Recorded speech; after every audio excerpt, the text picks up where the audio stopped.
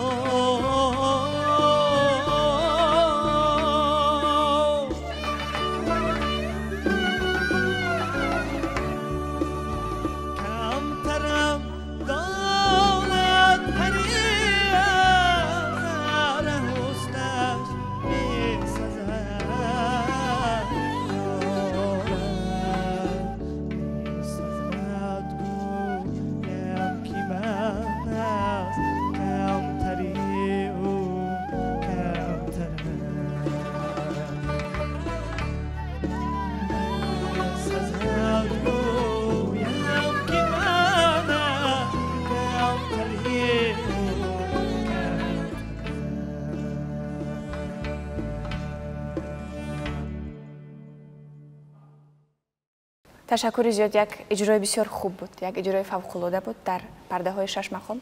و استاد در مورد همین سرود حرف بزنیم که در اول یعنی قبل از آنه که یک جوانی خوش صدا این سرود رو برای ما خواندن بازخوانی کردن، کیها این سرود رو از استادان سراییده بودند؟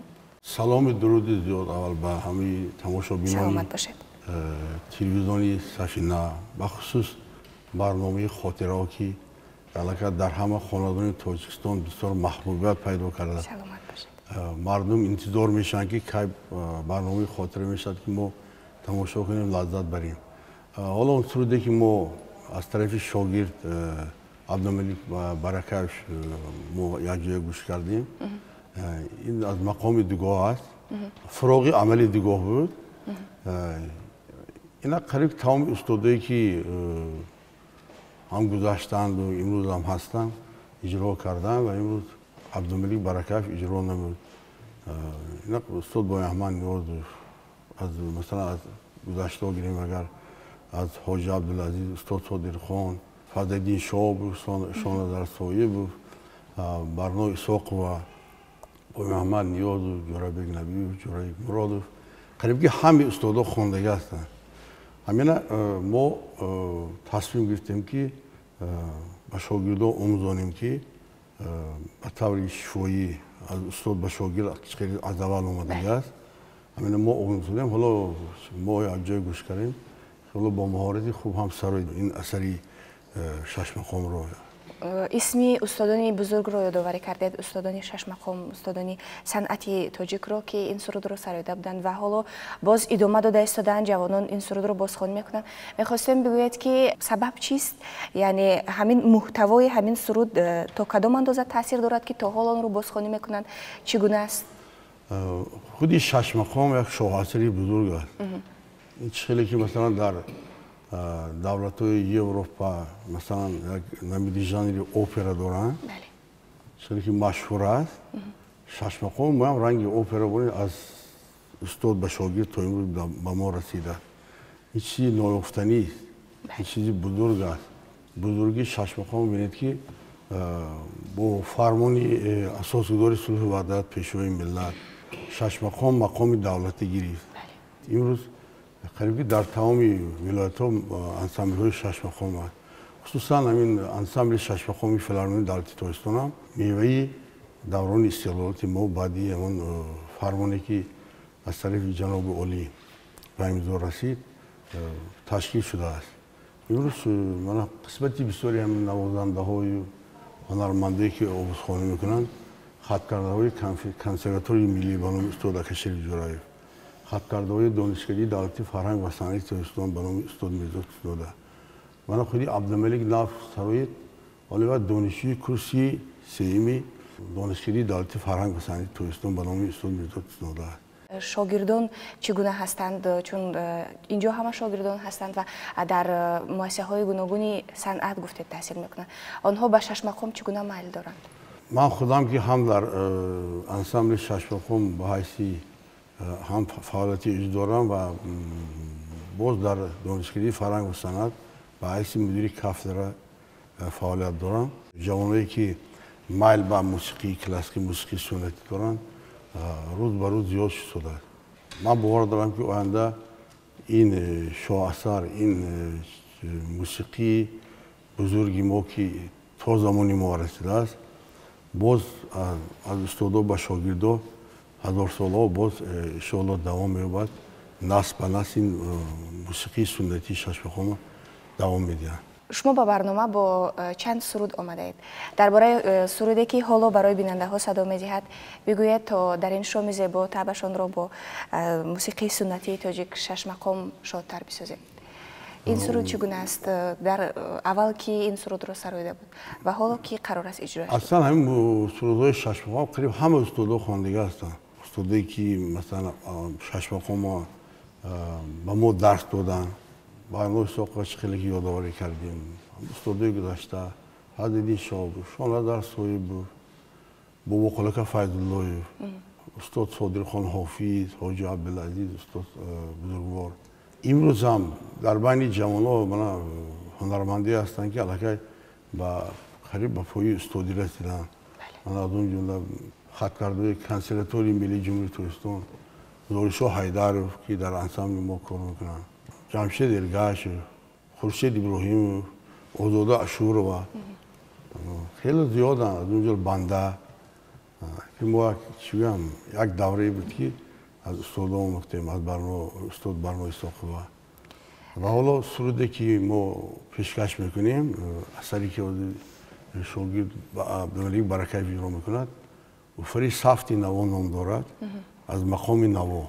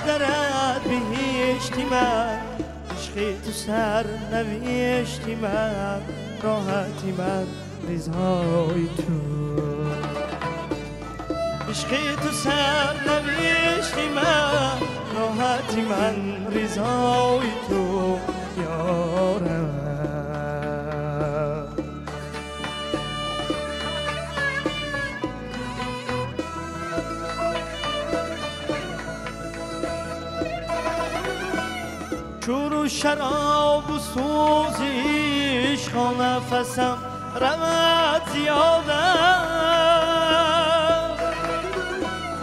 که سری پر هوس شود خاکی دری سرای تو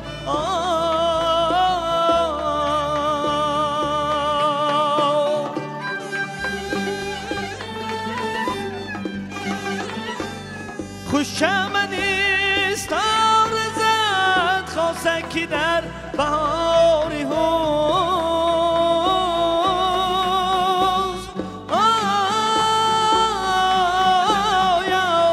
یارم خوش چمنیست آرزد خواستکی در بهاری هوز حافظی خوش کلام شد مرغ سخن سرای تو حافظی خوش کلام شد مرغ سخن سرای تو یارم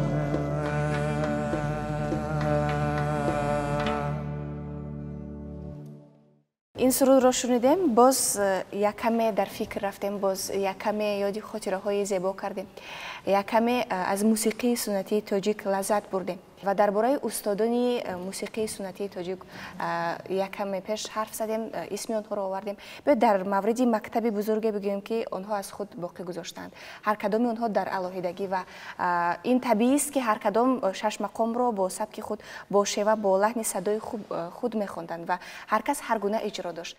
همینطور اگر فکر کنید اگر شش مقام یک ساختار دارد یکی اجرایش با استادا مثلا سرایدگان استادایی که پیش از ما اجرا کردن از همون ساختار بیرون نمیرن مثلا همون ساختار است یکی بعضی بدتر با مکتبی خودشو شروع کرده هستند مثلا استاد صادرخان حافظ بینید چقدر ماهرانه اجرا کرده هستند یکی حاجی عبدالعزیز چقدر ماهرانه اجرا کردن از همین شش مقام آهنگای ایجاد کرده هستند که امروز تازمونی ما آمده رسید مثلا گل زارون پشت چینور آهنگی که یکم خودی حاجی عبدالعزیز ایجاد کردن بعد استاد میریا امینوف با غزلی بیدیل زلفی پریشان از غزلی بیدیل مانده هستند این هیچ وقت کهنه هم نمیشد این اثرهای در تمام معرکه و در برنامه کنسرتی اجرا کنه که با یک خوشنودی قبول میکنن این خودی شش مقام همه اجرا کرده هستند که با هنر استادی هستند که همه خیلی اجرا کرده هستند که بسیار به درجه عالی اجرا کرده و امروز همین انانه انسامبل شش مقام خانون فیلارمونی در تهران بانم استاد اکشری جوره دوام داد استاد است من روبری انسامبل شوکت ملوجانوف روبری انسامبل هستند من باور دارم که انشالله همین انسامبل شش مقام خانون فیلارمونی در تهران در آینده هم در این برنامه ها فعال میشن با جوانان برای اجرا کردگی سرودهای موسیقی شش مقام پیشکش میکنن و تماشابینان حلاوت میبرن.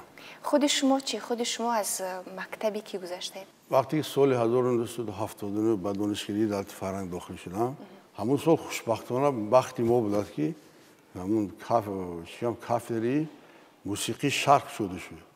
اصلا من خودم با وای داخل شدم در اوسانی اکادمی وکانی وقت میگفتن من داخل شدم همون سال من داخل شدم همین کافه خوشبختانه شده شد استادی من زنده یاد برنامه ساخته و من 5 سال همین نوزدیکی چی هم اثری شش مقام و من آموزوندن و امروز من اون چیزی که آنکار گفتم با شاگردا و آموزان که ونده شاگردا با شاگردا به آموزانن همین گونه است همین گونه ادامه بدهند همین گونه درس استاد و شاگرد بشود و نسل به نسل بگذرد سرودی موسیقی سنتی توجیه و برنامه ساقوه شادروان استاد شما بودند و در مورد آنها بگویید که شما همراهشان همکاری کردید این طبیعی است که ما هر یک تا آن حدی که به درجه استادی برسیم در کسب خود کسبی شویم یک نفر حرفه‌ای شویم با نفرانی زیاد کار میکنیم و از هر کدام آنها یک تجربه برای خود میگیریم از کی ها تجربه گرفته وقتی که من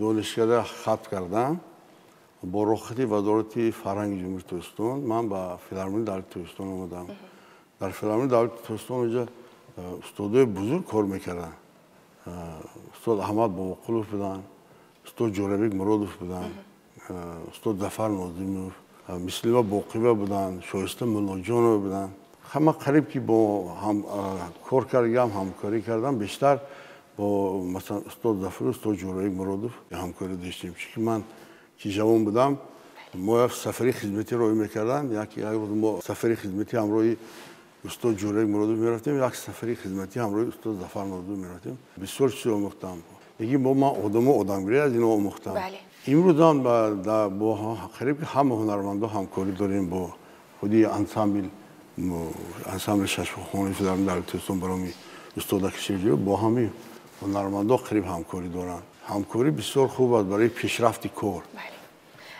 در مورد سفرهای هنریتون همراه استادان صنعت گفتید در آن سفرها شاید یگان خاطره خوبی داشتید هنگام اجرا داشتن شاید در جای شما اجرای داشتید که به خودتون بیشتر از همه پسند آمد و یا شاید شنونده بیشتر از همه خوب قبول کرد چگونه خاطره های زیبا در سفرهای هنری داشتید یکم بار وقتی که من و با فیلارمونی دولت توریستان اومدم من با کار قبول کردن گفتن تو چمدان میگیرتن تورت میگیری و میری طرف سرخندر و جمهوری ازبکستان همه هنرمندا سفری خدمتی بودن بعد رفتم اونجا نه که من جوان نه اونجا رفتم هنرمندای بودن اونجا مرادبک نصیرالدین استاد مرادبک نصیرالدین جمعه یوسف بودن دو تا سرود میخوندم من اون دو تا سرود هم یه روز مشق کردیم بعد برامون خوندیم خب میشه که بعضی وقت صحنه با تجربه که کم بود سخن فراموش میکردی خب با استادا میگفتن زیغ نشو همش نقل میشن میگفتن با استاد ظفر دو سفر داشتیم در نوعی شرطور ما رفتیم سفر خدمتی آخران اون کس آمدن یک تا کنسه برآمد کردن بعد من گفتن که همون سال انسامبل گنجینه که شده باید میشد انسامبل فولکلوری گنجینه من گفتم تو همینجا میروی انسامبل گنجینه میگذاری تو بعد که در اونجا کار کنیم ما انسامبل فولکلوری گنجینه تشکیل دادیم از تو جلوی بخاطر کریمی تمامی جمهوری ازبکستان و من این جمهوری برادر من این روسیه آذربایجان من خیلی تاجیکستان جای نرفتگیمون نمونده است تا قشلاقاش ما گشته برنامه کنسرت برآمد کردیم بسیار خاطره هست ما همین خیلی کار کردیم از استادا آموختیم نه اینکه آموختیم آدمگریتی آموختیم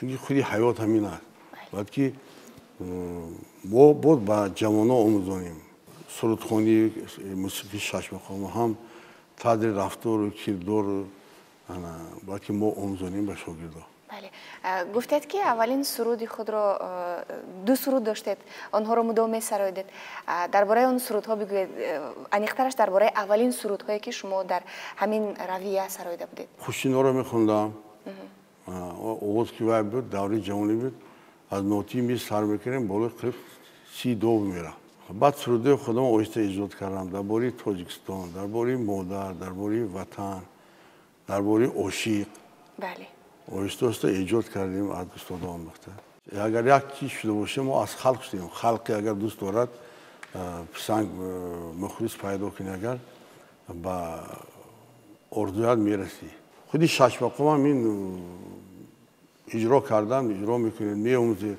میگه باید کسی نه در روی شش مقام ایجاد کنی که مردم قبول کند این هنرمند سرش به آسمان میرسد این مهم است از همه بیشتر گمان میکنم برای یک ایجادکار همین مهم است که مردم قبولش بکنند مردم اعترافش بکنند و همین رویه موسیقی سنتی تاجیک را نیز استادانی بزرگ سرایدند که اسمشان تا امروز زنده است این از توجه مردم است از قبول مردم است که آنها را خوب قبول کردند و آنها نیز درک میکنند همین موسیقی های قدیمه ملت تاجیک را و فیلارمونی دولتی تاجیکستان همچون یک کاخ بزرگ است که در خود همیشه صنعتکاران بزرگ را پروریده از یک دوره معین آنها را تربیت کرده در همون داخل بنا که استادان بزرگ کار میکردند تربیت کرده به درجه استادی رسانیدند و شما در زمان فعالیت داشتید از زمان فعالیت داشتید که در آنجا استادان بزرگ بودند و بسیار پر شور و شوق بود کار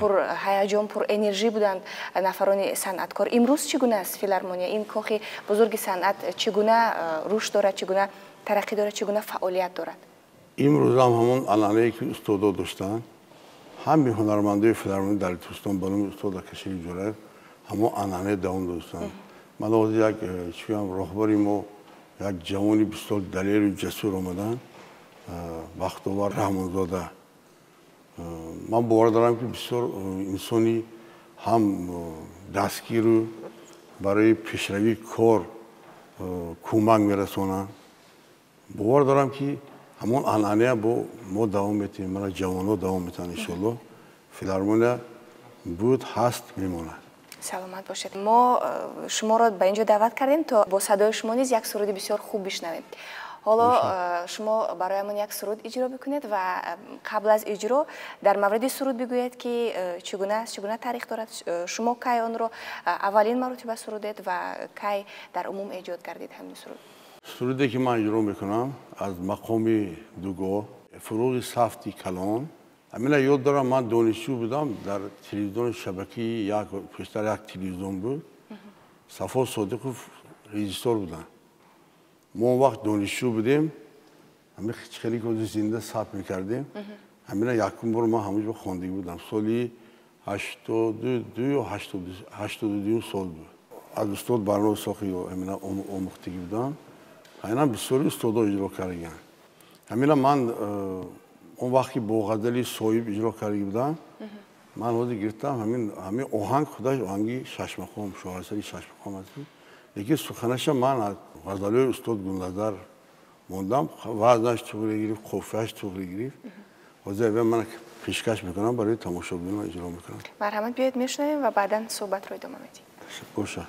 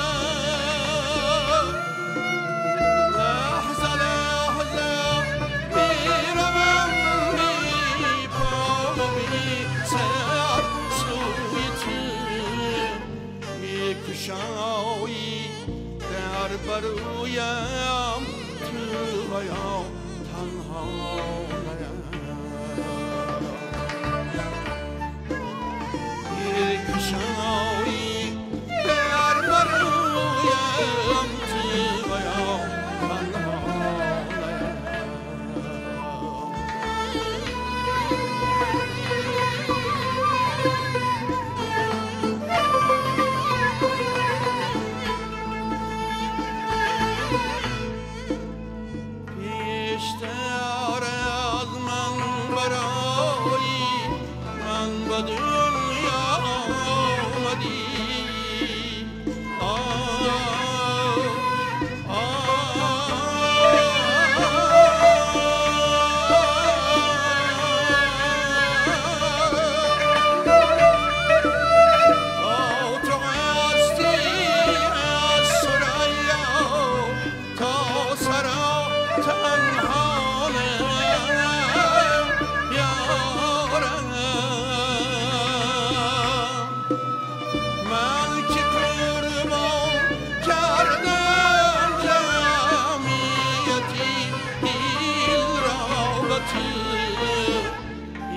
یگانه شیر با هر توی جان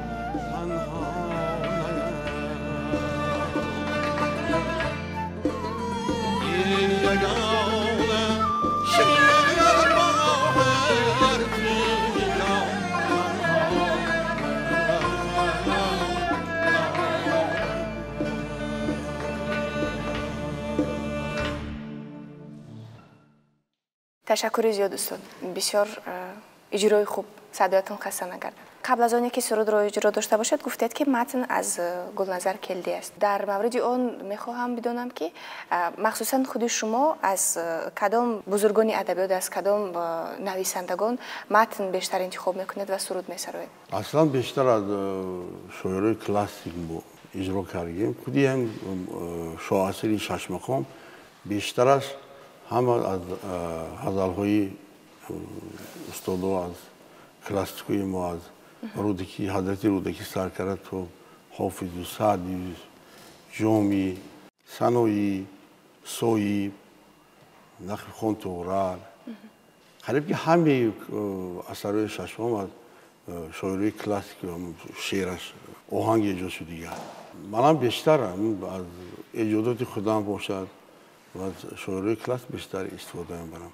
خب با شاعری معاصر هم استفاده می‌کنم، از شاعری که بسیار غزل‌های بلند ایجاد می‌کنه.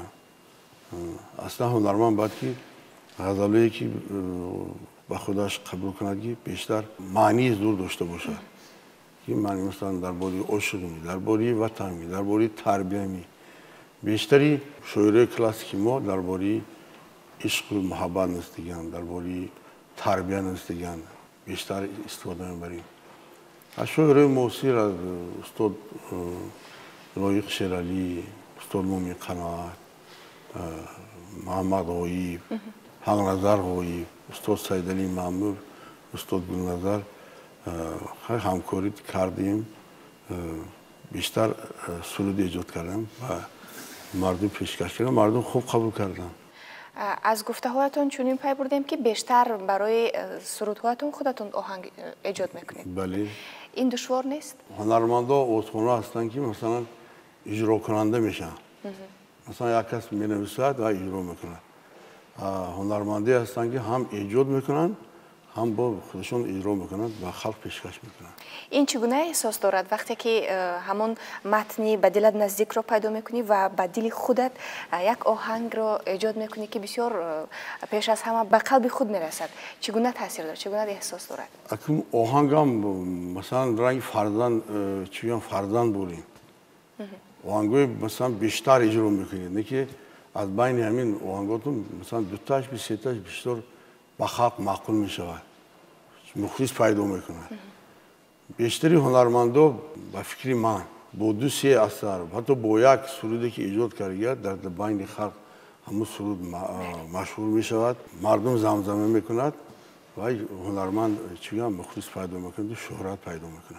درست است و همین اجراهایی که در شش مقام هستند، سرودهایی که از پرده های شش مقام صدا میدهند، واقعا یک تأثیری بسیار خوب دارند، یک آرامش برای انسان میبخشند. وقتی که گوش میکنی هم تأثیر متن و هم آهنگ ها بسیار یک به طرز آرامانه هستند که به تمام وجودت تاثیر میکنند و میتوانی با گوش کردن همین سرودها لحظه های زیبا رو یادآوری کنید. و ما شما رو به برنامه خوش آمدید میگوییم.